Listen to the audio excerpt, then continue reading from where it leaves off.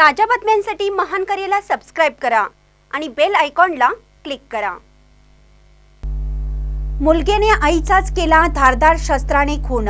पती पत्नीमध्ये आईमुळे भांडण होत असल्याच्या रागातून कृत्य। कोल्हापूर येथे पती पत्नीमध्ये आईमुळे भांडण होत असल्याच्या रागातून मुलग्यानेच आईचा चाकूने भोगसून खून केला। शहानाज महम्मद मुल्ला वय वर्ष 53 राहणार साळुंके पार्क 609 बी ward Manishanagar housing society Kolhapur असे मयत महिलेचं नाव आहे।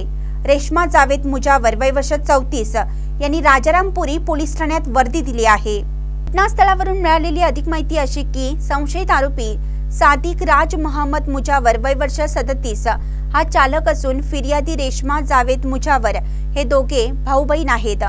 मयत शहानाज महम्मद मुल्ला वय वर्ष 53 यांचा तो मुलगा आहे।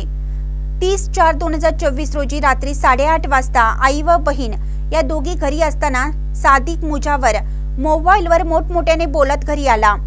त्यावेळी आई शहानाजीने तू बायको बरोबर का भांडतो आहेस असं विचारलं असता त्याने तुमच्यामुळेच माझ्या संसाराची वाट लागली असं म्हणून बहीण आणि आई यांना शिवीगाळ करत त्याच्या गाडीच्या डिक्कीमध्ये असलेला चाकू घेऊन आईला मारण्यासाठी धावत सुटला।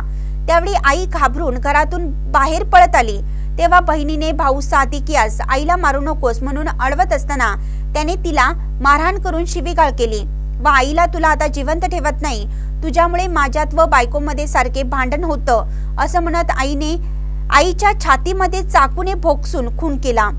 याबाबत राजारामपुरी पोलीस ठाण्यात गुन्हा नोंद झाला आहे। महानकरे न्यूजसाठी संभाजी चौगले, कोल्हापूर।